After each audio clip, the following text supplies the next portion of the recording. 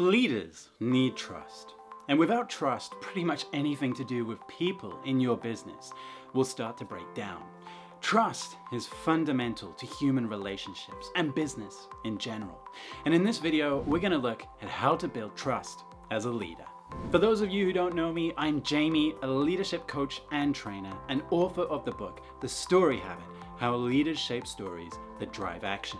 In my videos, I talk about leadership tips for communicating, influencing, and boosting productivity. And if you're interested in learning more about the story habit, then you can download my free Story Habit Story Guide by clicking the link in the description below. By the way, if you find this video insightful, I spent many hours producing these videos every month, and a like and subscribe would really make my day. Thank you so much. So what is trust exactly? Well, think of it like this. Trust is the belief that you can predict that others will help or at least not hurt you. That's a bit complicated, so let's break it down. I remember when I first moved to Shanghai in 2008, there were quite a lot of pickpockets, especially around the Xujiahui metro station, quite close to where I lived. After several months of taking the subway every day, I started to recognize some of those pickpockets. I'd see those same familiar faces standing by a wall, scouting out their prey, and then stealthily approaching some unsuspecting victim, reaching their arm into a purse or backpack, and sneaking off with a wallet. I saw those same familiar faces doing exactly the same things so many times that I knew to keep my guard whenever I saw them. When we know someone's behavior so well, we can easily predict what they will do. And predictability is a big component of trust. But obviously, I wouldn't trust a pickpocket. I'd only trust them to steal my things. So there's one other part to trust besides predictability, and that's the help and not hurt part. Imagine getting on a plane, sitting down, and then hearing the pilot on the loudspeaker say, "Hi there, this is actually my first time flying this kind of plane. I'm a bit nervous, to be honest. I've only just graduated, so I think I know what I'm doing. Anyway, fasten your seatbelt and let's hope for the best." Obviously, that wouldn't fill you with confidence. You'd want to get off that plane immediately because you had no trust in the pilot.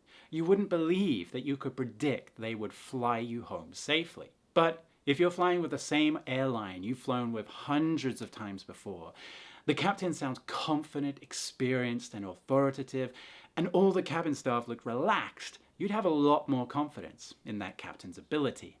So trust is essentially the belief that you can predict that others will help or at least not hurt you.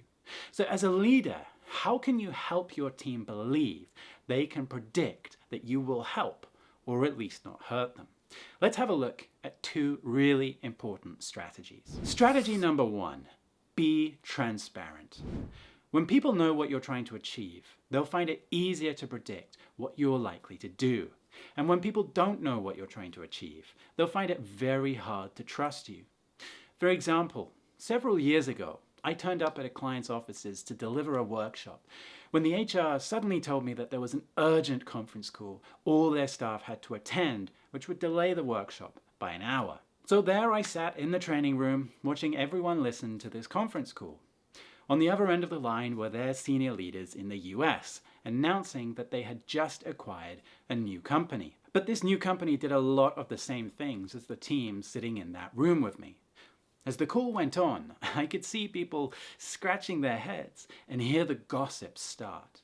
People were wondering why their senior leaders had decided to acquire a company that could do exactly the same things as them. Throughout the whole call, those senior leaders dodged difficult questions and kept everyone in the dark about what was really happening. Their lack of transparency created a gap of uncertainty. Gossip then filled that gap. Rumors started to fly around. No one felt safe anymore. Several months after that call, I caught up with the HR manager, and she shared with me that half of the team in the room that day had already left the company. They felt disrespected and had lost all trust in the senior leadership team. If you want to build trust with people, it's important to be honest about what you're really trying to achieve. This helps make your actions easier to predict and puts people at ease. Strategy number two, Be consistent. Consistency is the essence of predictability.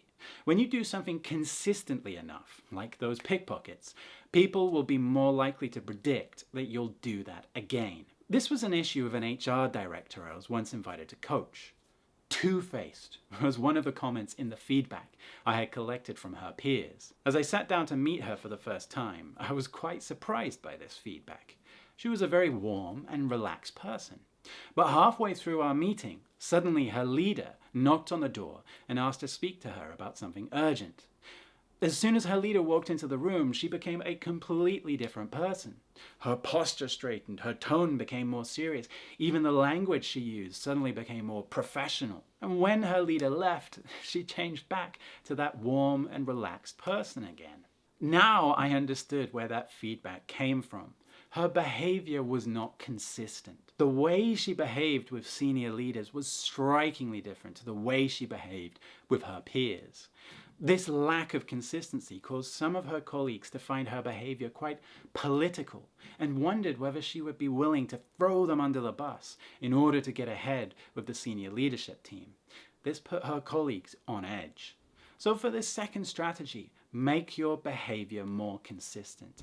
Get clear on what you value as a person and show commitment to those values in all situations. Transparency and consistency are the reasons why self-awareness is such an important trait. When you know very clearly what your values are, what's important to you, what your personality and style are, you'll find it a lot easier to be honest about your strengths, weaknesses, and intentions. And you'll find more reason to behave consistently in different situations. This self-awareness will help you greatly strengthen trust.